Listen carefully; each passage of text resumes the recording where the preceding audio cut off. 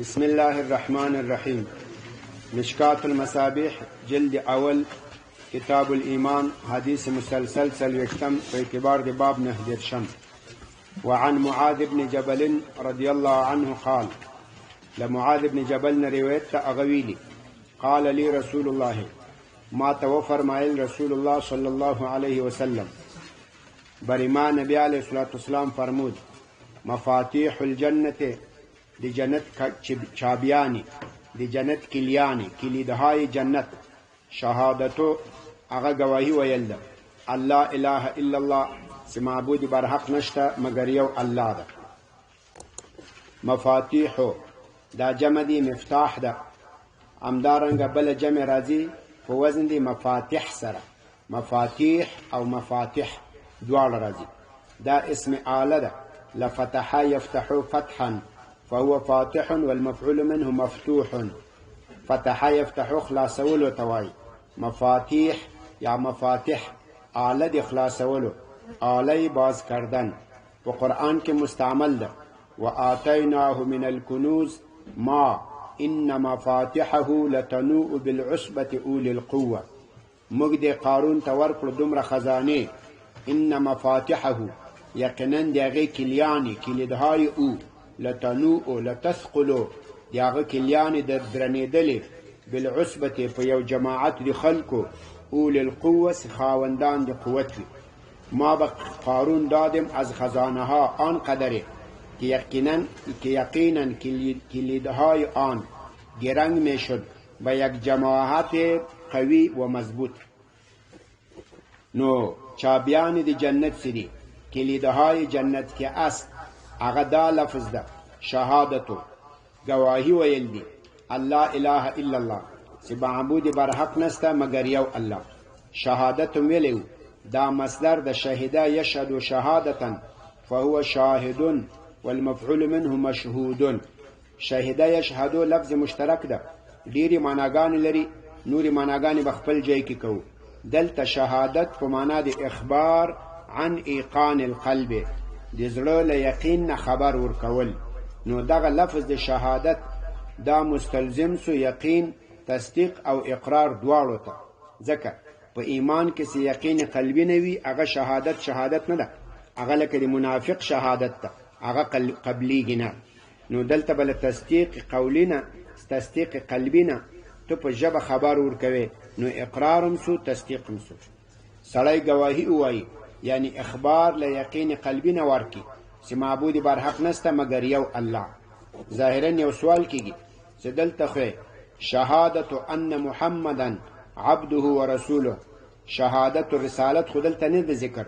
نو دې ته جواب دې کړه چې دلته الله اله الا الله دا علم سو لپاره دې ټول د دواړو شهادتینو یعنی شهادت سړی شهادت لا اله الا الله وایي محمد رسول الله دا ټول شهادت وای. کله کله دا یو لفظ هغه علم وګرځيږي نو الته بیا تا غټه کین وای الته باغ ټول مسما هغه بوای. لکه مثلا نو چاته وای والکه تو وای الحمد لله رب العالمین دا الحمد لله رب العالمین وای کټول صورت وای ټول صورت درته وای دا سینې صدا یو الحمد لله درته وای. دا اکثر د ماشومان ته دغه نه معلوم ماشوم ته سواله کته کلمه وایا دی وای کلمه دا څنګه درته لا اله الا الله دا نه درته هغه غریب ته خو نه معلوم سي دا لفظ د کلمې نه دا مطلب څوک مطلب ده ا مسمای مطلب ده داس چاته وزه ده چرته بچای کلمه وای کلمه بچم کلمه ته بخوان کلمه هغه بیا وروسته پوښتنه دلته دا لفظ نه ده مراد. نو دلته دا لا اله الا الله دا علم ده لپاره د دوالو شهادتینو شهادت التوحید او شهادت الرسالت. یو اعتراض دلته تیبی مولا صاحب کړی دا وای دلته مفاتیحو دا مضاف سو الجنه مضاف نه دا به دواړه مبتدا سي. شهادت الله اله دا مضاف الله اله الا الله دا مضاف نه دا به خبر سي. وای دلته د مبتدا او د خبر منځ کې مطابقت نشته هغه دا مفاتيح الجنه دا جمع ده او شهادتو دا مفرد ده.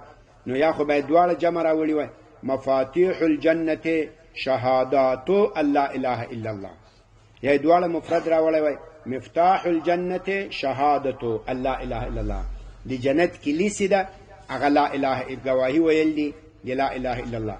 اوس خو ته داسې وایې د جنت کلیان سي دي هغه شهادت ویل د لا اله الا الله ده.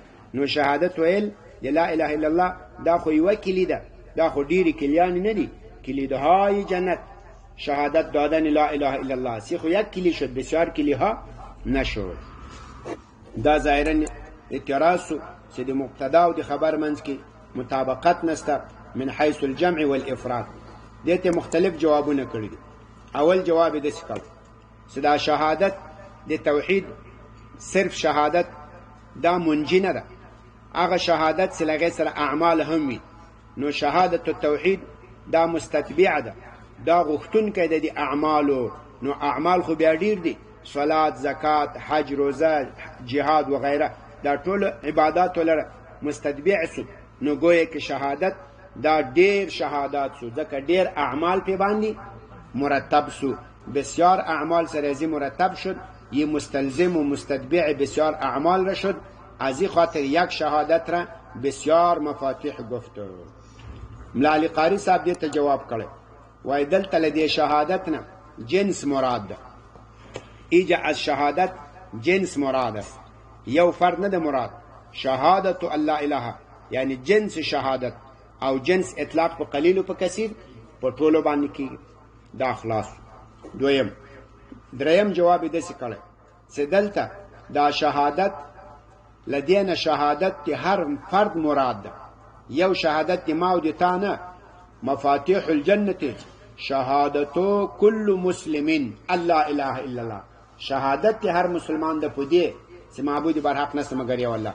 نو دا د شهادت كل امرئ كل مسلمين دام جمع سو په اعتبار د مضاف الیه سره. نو بیا تطابق دا راغی. دا بخوانی شروحات سره واخلې. دا قرآن و حدیث دا یو ناشنا په اصطلاح کتابونه دي.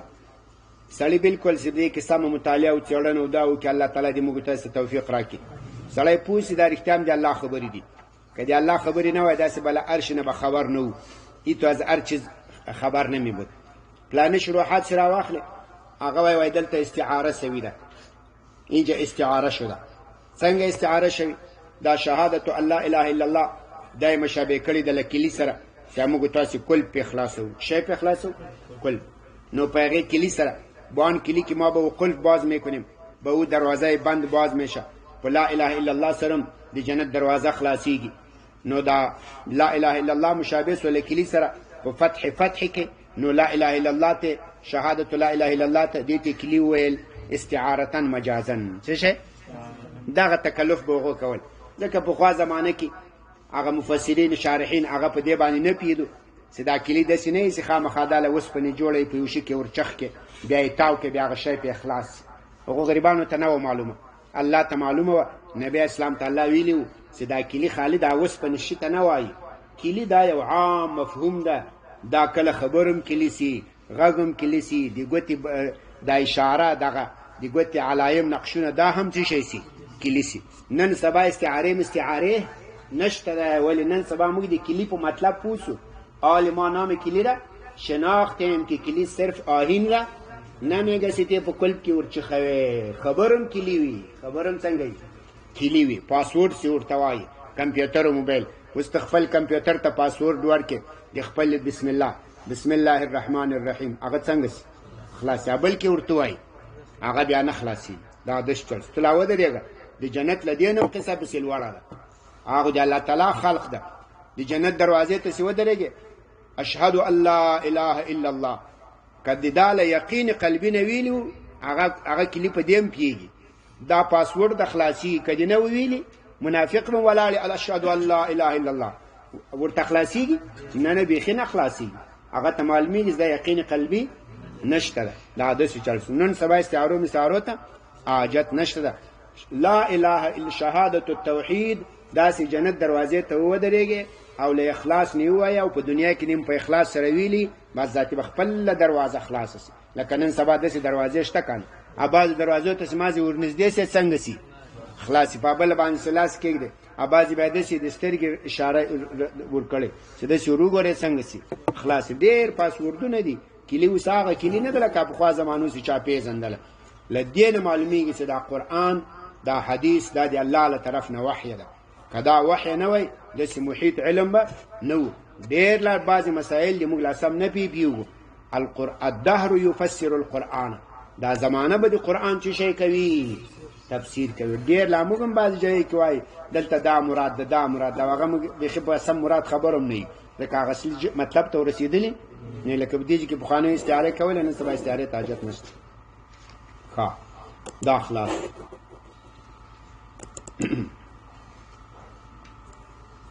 بسم الله الرحمن الرحیم. مشکات المصابیح جلد اول کتاب الایمان، حدیث مسلسل یو څلوېښت په اعتبار د باب څلوېښت.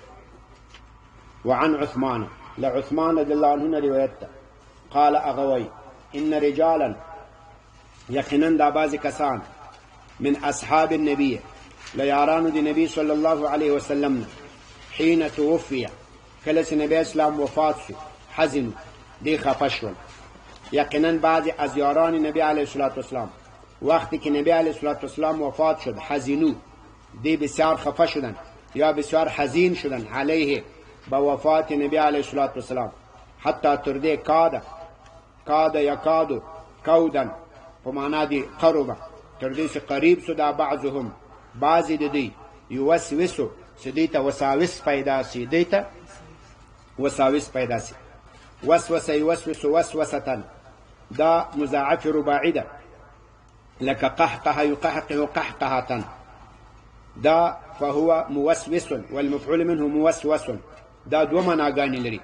یو وسوسه چې سړی له ځان سره خبرې کوي، وسوسه ایره میگه که آدم امرای خود گپ میزنه، لکه دا آیت ولقد خلقنا الانسان، الله وای موږ انسان پیدا کو، و نعلم، موږ علم لرو، ما توسوس به نفسه، په هغه خبرو چې خبرې کوي په هغه باندې نفس دی ده، نفس ازي که امرایزي کدام گپ میزنه، الله وای موږ په هغه علم لرو.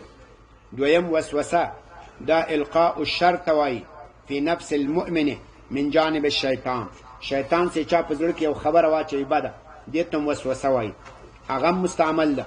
لکه په دې آیت کې فوسوس الیه الشیطان، وسوسه واچوله آدم ته شیطان، قال یا آدمو، ای آدم، هل ادلک علی شجرة الخلد، زه تا ته رهنمایي ونه کړم په شجرة البقاء و ملک، په داسې ملک، په داسې پاچي لا یبلا چې هغه جوړېدل نه لري. نو کله چې نبی اسلام وفات شو، دا بعض صحابه قریب ول یوسوسو، چې دې ته وساوس پیدا سي. حدیث النفس یعنی لځان سره به خبرې کولې، اوله معنا لځان سره به خبرې کولې، دا د اسلام شان به څنګه سي، دا د دین شان به څنګه سي، دا دعوت او تبلیغ د کافرانو سره موږ څه کوو، دا او دا او دا. یا قریب ول بعض صحابه یوسوسو، چې دې ته وساوس شیطانی په نفس کې راسي، شیطان ورته غلط وساوس واچوي، یار نبی اسلام وفات شو، دین لکه سی ختم شو، دین ملاړ، نور به ذات دین ترقی نه کوي، کافران به غالب سي، داسې وساوس. قال عثمان، ودا عثمان غلط شو، قال عثمان میگه هغه وی وکنت منهم، زمله دغه صحابه ونوم چې ډېر خفه ولم او قریب وسماتم داسې وساوس پیدا شي، ما هم قریب ودم کې تو وساوس بر ما پیدا شو.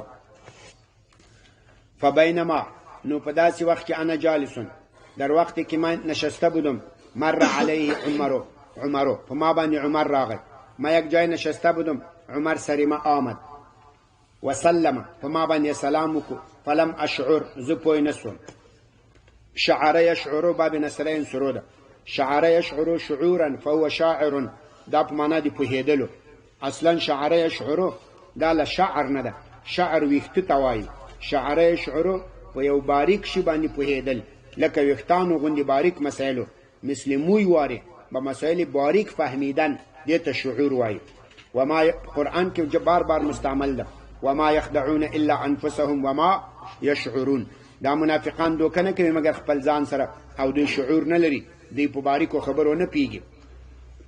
مر علی، راغی په ما باندې عمر، او زه ناستلم په سوچونو کې غرق وم، وسلم، په ما سلام وکړو، فلم اشعر به، زه د په سلام باندې پوه نه شوم، ما به سلام یې زه نه فهمیدم.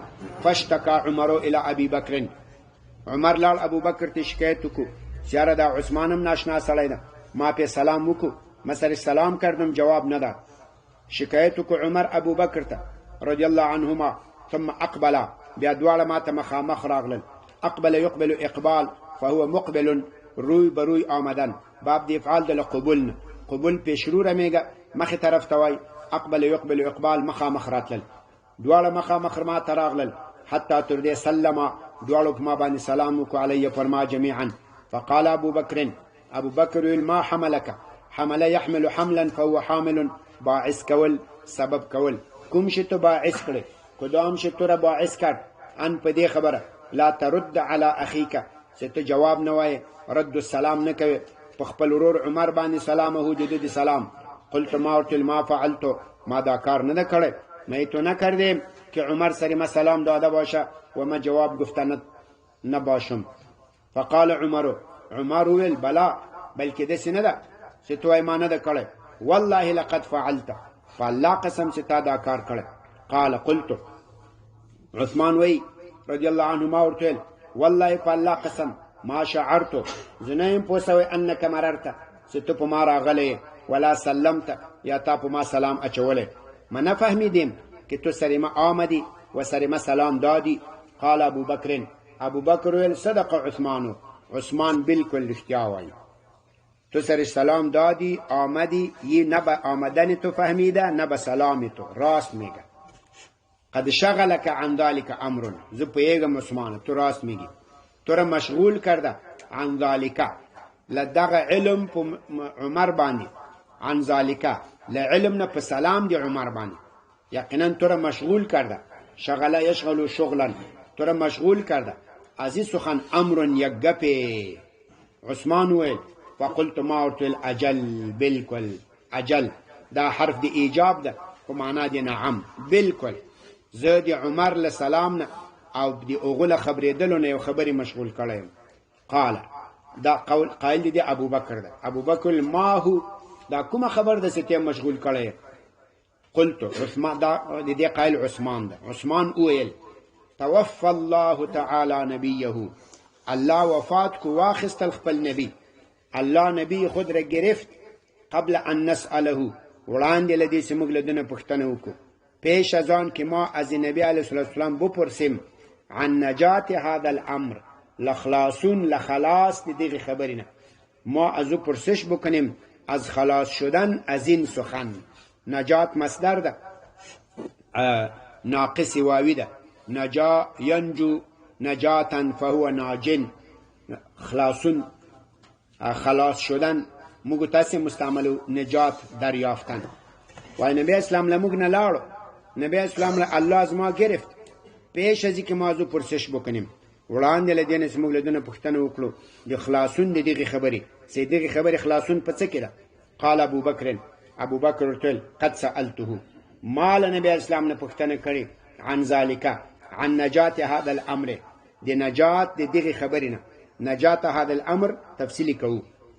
فقمت الیه عثمان وایزه ابو بکر تانو تر راپورته شوم طرف ازو خېستم ورته نږدې شوم وقلت ما ورتول دلره بأبي أنت وأمي دلته ویلو دا انت مبتدا مؤخر ده فاصل كده مقدمه انت دا مبتدا بأبي جار مجرور معطوف عليه واو عاطفه امي مضاف له دا مجرور دي جار سي معطوف عليه معطوف سره معطوف نه دا مجرور دي جار سي دواړه په تعلق نشي تر محذوف پوری هغه محذوف یا اسم کا انت مفدن تسی تانا قربان شده ده بی ابی و امی مور زما پلار زما یا یغه متعلق فعل کا انت تسی انت تو کی استی افدی کا زتانا قربان اول کوم ما از تو قربان کردن میکنم یا فدیتو کا زلتانا قربانوم بی ابی و امی زمور پلار لتانا قربانوم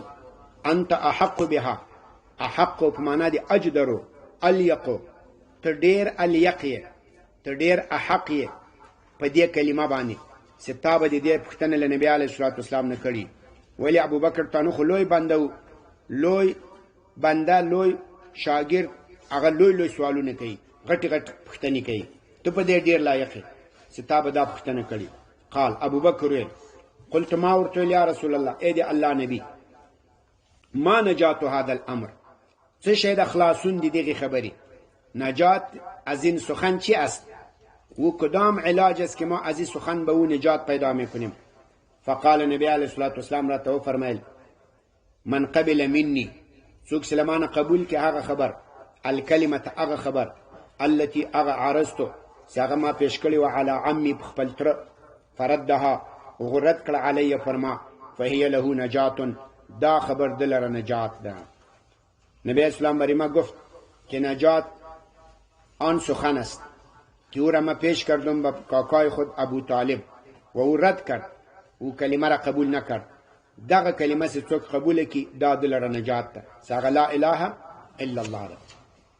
ښه عثمان تنهوی وای نبی علیه الصلاة والسلام لموږ نه لاړ، الله واخیستل پیش لدینه چې موږ لدنه پوښتنه وکړو نجات هذا الامر، نجات دغه امر، خلاصون فلاح کامیابیدل دغه امر نه. دې امر نه څه مطلب دی؟ په دې کې علماو دوه خبرې کړي. بعض ویل وای دلته دې امر نه امر الدین مطلب ده، امر الاسلام، یعنی د دین نجات، د دین فلاح، د دین کامیابی. دا په کومه خبر کې ده؟ نو نبی اسلام لاړ موږ د دې پوښتنه نه ده کړې. دا خبره تیبی ذکر کړي وای نجات هذا الامر لامر نه دین مراد ده. ته خو دې شولم لا وروره کنه یې لوي ده تا ته وای ښه نو ویښ ودولې تاسو ګوري ورته. نو دلته امر نه دین مراد ده. خو په دې باندې بیرته سوال کړي چې نجات الدین، نجات الاسلام، نجات هذا الامر، یعنی دین دا خو عثمان تانو ته معلومه و، ولی عثمان تانو مخکې خپل حدیث نقل کو په شپږ دیرسم نمبر مسلسل کې باب کې و دیرسم مسلسل کې عثمان تانو روایت کړو لنبی علیه الصلاة والسلام من قال من مات وهو يعلم انه لا اله الا الله دخل الجنه. دا نجات الدین سو کنه سو، دا نجات الايمان، نجات الاسلام سو کنه سو.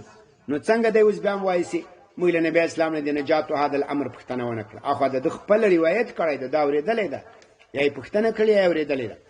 ښه دې ته بیا جواب کړی وای کېدای چې عثمان تانو ډیر خفولو، د خفګان له وجې نه خپل روایت هم جنهیرو، د خفګان له وجې نه خپل روایت هم څنګه و هغه هم جنهیرو. دا خلاص.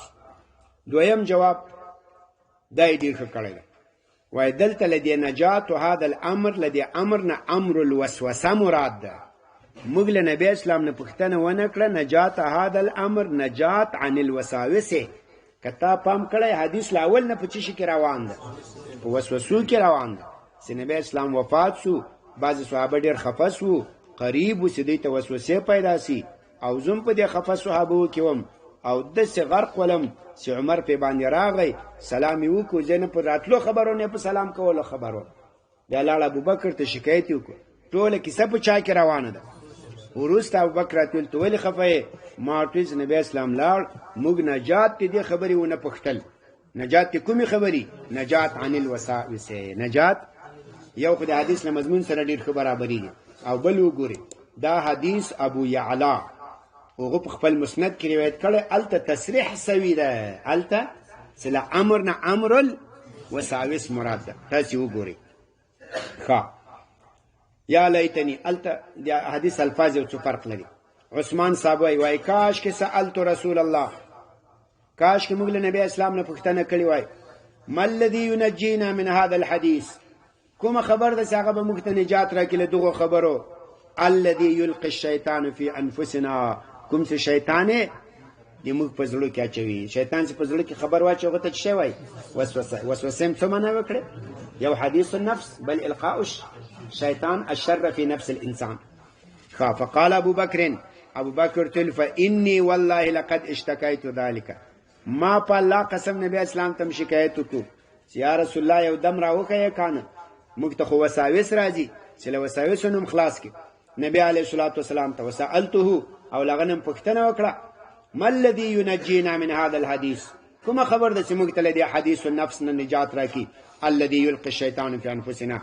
فقال نبی علیه الصلاة والسلام وفرمایل ينجيكم من ذلك، لدينا متاسته نجات درکوي ان تقولوا مثل الذي، چې تاسو یې په مثل هغه خبري امرت به عمي چې ما خپل تر ابو طالب ته امر وکړو عند الموت وقت مرګ فلم يفعل، وغوعي ما خبر ونه منله. بس تاسو دا ذکرونه کوي اته بل دې نجات د دې وساوسونه به نجات پیدا کو په پوښ کنه شي دا نو یو لدی امر نه امر الوساوس واخلي هغه وساوس شیطانی چې په نفس د انسان کې راځي لا مضمون د حدیث سره توافق لري او دغه روایت ابو یعلا او مسند ابو یعلا کې دا بالکل پیغه کې د تفصیل راغله صراحتا نو دا حدیث به جوړ سمانا به معلومه سي خدا په حدیثو کې هغه حدیث ده چې صحابي له صحابي او بیا صحابي له نبی صلی الله علیه وسلم نه روایت کوي صحابي له چانه وزاد عثمان ته روایت عثمان ته له ابوبکر صدیق صاحب نه کوي هغه له نبی صلی الله علیه وسلم نه کوي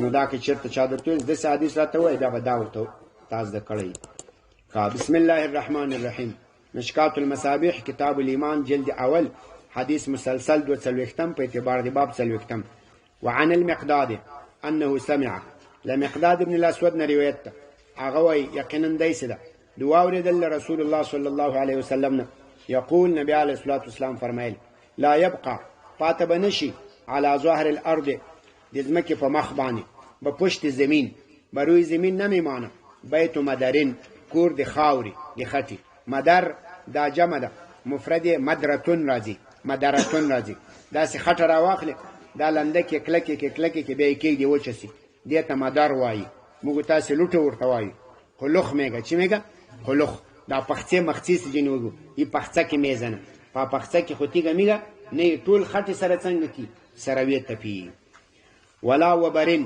او نه به صفات یو کور وبرن دی وبر جمع او بار راځي او بار دا دی اوخ وړیو توای ای پشم شتر میګه په عربي کې د هر شي ویختان وړي دا ځان ته نوم لري دی وزې دی بوزوال دی ته شعر وای جمع اشعار راځي دی پسونوال دی ته صوف وای جمع اصواف راځي او دی وخانوال دی ته وبر وای جمع اوبار راځي دی موږ ته پښتو کې ممدسه ده دی وزې والو ته وزغنی وای وزغنی دی پسونوال ته وړی وای او دی اوخوال ته ورګ وای څه وای ورګ وای د فارسی از بویا موی میگنه پشم بوزه چی میگن موی نه او دی پسوالو ته پشم دی اوخوالو ته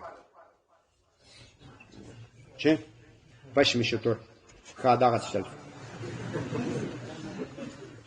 خواه نو نبسی پاتا یو کور دی لوٹی دی خاوری دی خطی ولا وبرن او ندی وړیو ساغه دی ورګ نه جوړی دی اوخله وړیو از پشم شطور جوړ شده باشه الا مگر ادخله الله به داخل کی دی لره ادخل يدخل ادخال متعدده دخل يدخل دخول لازمی ده دخل زیدون زید داخل سو ادخلت زیتن البيت زید می کور ته داخل کو ادخله الله به داخل کی دیتا کلمه الاسلام دی اسلام کلمه لا اله الا الله بعز عزیز په عزت من کېدلو دی عزت من سړي سره وذل ذلیل او په ذلت ذلیل سره اما تفصیلی کوي څنګه به کلمه دی اسلام دا به هر کور ته داخل سي اما يعزهم الله یا به الله دوی ته په دې کلمه باندې عزت ورکي فيجعلهم من اهلها دی به دې کلمه اهل وګرځوي او يذلهم یا به الله دوی په دې کلمه باندې ذلیل کی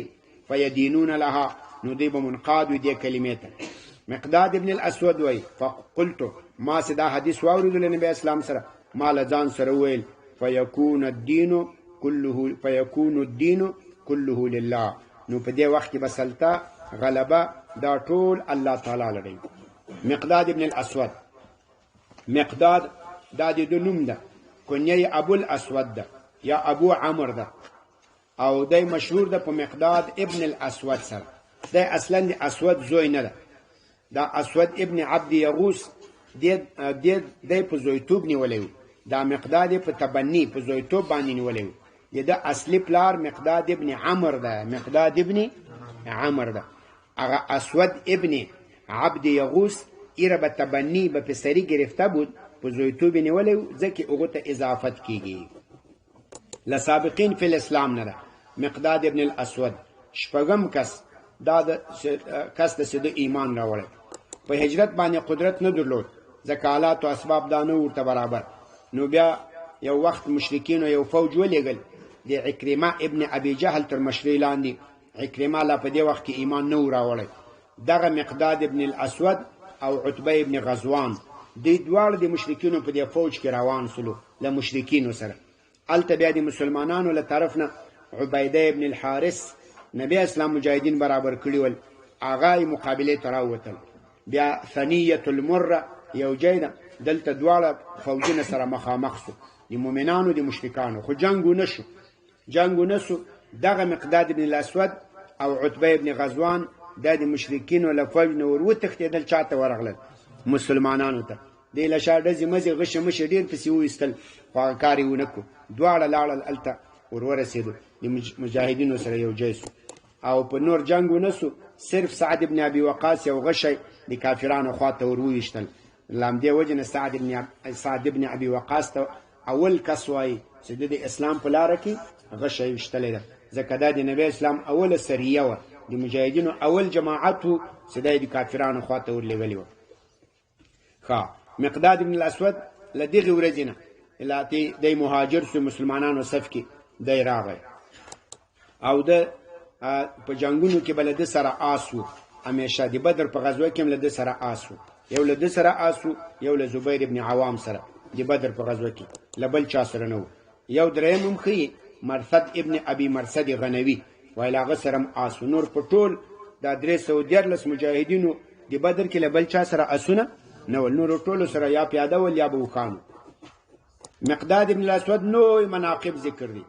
کله چې نبی علیه الصلاة والسلام د بدر غزوې ته روان و، په هغې کې یو کار وسو. اصلا نبی اسلام خو قافله پسې روان و، قافله کې ټول 13 نفره محافظین وو. نو نبی اسلام پیدا سو په دې خو موږ زور یو، د 300 کسانو. هغه قافله په لار کې بچ شوه، په خپل جي کې بیا وایي که چېرته ذکر راغی. هلته د مشرکانو فوج 1000 کسه را روان سو. نبی اسلام حیران سو چې اوس څنګه چل کوي؟ قافله بچ سوه او کفار را روان دي، هغه هم 1000 کسان په تهیو په تیاري کې، او موږ 314 یو. صحابه ورسره مشوره وکړه. دا مقداد ابن الاسود جګ سو، دی ورته ویل یا رسول الله موږ هغه بني اسرائیل نه یو چې موسی علیه السلام ورته ویل چې جهاد به کوو. دی ورته ویل فاذهب انت وربک فقاتلا انا هاهنا قاعدون. موږ وایي هغه خلک نه یو، وایي موږ له تا سره یو، امر کوه چېرته چې الله درته امر کړی. رواه البخاري. دا داسې سړی و. حدیث شریف مخکې ویلی و چې نبی علیه الصلاة والسلام وایي امرت بحب اربعة، الله ما ته 4 کسانو په محبت امر کړی چې له دې سره به محبت کوي. من اصحابي دي، ما په یارانو کې. واخبرني، الله راته ویلي دي انه يحبهم، چې زه ورسره محبت کوم. علي صاحب وایي عبدالله ابن ابو موسی الاشعري وایي ما ورته من هم یا رسول الله؟ وایي علي و ابو ذر و سلمان و مقداد. دغه 4 کسان. ابل حدیث هم ویلی و چې نبی علیه الصلاة والسلام وایي الجنة تشتاق الى 4، جنت 100 کسانو شوق لري دي 4: علي، سلمان فارسی، عمار ابن اسد او مقداد ابن الاسود. مقداد ابن الاسود نه ټول 42 احادیث نقل دي، 42 حدیث نقل شوه. یو حدیث متفق علیه ده، 3 احادیث انفرد به مسلم. سبب دی وفات دا مقداد ابن الاسود په سنه 3 کې، سنه 33 هجری، د عثمان تنو د خلافت دور و، یا کلنی په عمر باندې دی وفات شو. ولی وفات شو؟ دته څه مریضی تکلیف ولا دا یو ونه ده، موږ په اصطلاح کې هرنده ورته وایي. هرنده داسې جګیږي، غټې غټې پاڼې لري، بیا غوزې کوي، په غوزې کې وړې وړې ګردې ګردې دانې هیلم ځینې باسي. په پېښور کې به په کیمپونو میپونو کې ډېره شنه کېده، نوم نه ده اورېدلی. په عربي کې خروع ورته وایي. خروع دغه د خروع له دانو چې غوړي ایستلي و تیل، هغه یې د څه علاج لپاره وخوړل، هغه پې باندې بد ولګېدو. نو ډېر به چښلي یا به یې په طریقه نه و چښلي، خو له هغې نه مریض سو، له هغې نه پسې وفات سو. نبی اسلام وایي خواته به نه سي د ځمکې په مخ باندې کور د خاورې د خټې او د وبر د وړیو، یعنی کور او خیمه. په دې کې د نبی اسلام اشاره ده استیعاب لره، یعنی هیڅ کور به پاتې نه سي مگر الله به دا کلمه د اسلام ور داخله کړي. بعز عزیزا دا حال ده له دې کلمې نه، الله به داخل کې کلمه د اسلام متلبستن. دا کلمه چې هر کور ته داخليږي دا به مشتمل وي، دا به متلبس وي. بعز عزیزا په عزتمند عزتمند سره، او دا به مشتمل وي بذل ذلیل په ذلت دی ذلیل سره. ګوره د ابو جهل کور ته کلمه ورغله عکرمه زوی مسلمان سو اهل بیت مسلمان سو کلمه ور داخله سو کنه سور داخله خو بذل ذلیل دی به کې ذلیل سو مر سو د سلمان فارسی کور ته کلمه ورغله سلمان فارسی دی بیان بچان ټول مسلمانان سو کلمه ورغله خو بعز متلبس بعز عزیز الله لو عزت ورکو الجنه تشتاق الى اربعه جنت سلور کسانو شوق یو پکې سلمانو یو پکې مقدادو دا کلمه د اسلام به هر کور ته ورسی خو یا به په زور ورسی خلک به مسلمانان سي نو دا به متلبس په ذلت د ذلیل اچا سي مخالفت کړي یا به په خوخه ورسی اچا سي اسلام قبول کو نو کلمه به کور ته ورسی لا مشتمل په عزتمند یعنی هغه به ایمان راوړي د کلمې اهل بسی الله به لوی عزت او شرف ورکړي دا خلاص وای ما په اخر کې ویل شنو دا به هغه وختي چې خلک به ټول اسلام ته تابعدار وي دان یدین دینا په معنا د تابعداري سره فهو دائن والمفعول منه مدين په معنا د منقاد په معنا د تابعداري سره نو دا به هغه وختي چې ټول خلک به دین ته تابعدار وي او دین سلطه او غلبه دا به د الله تعالی د دین وي بس ټول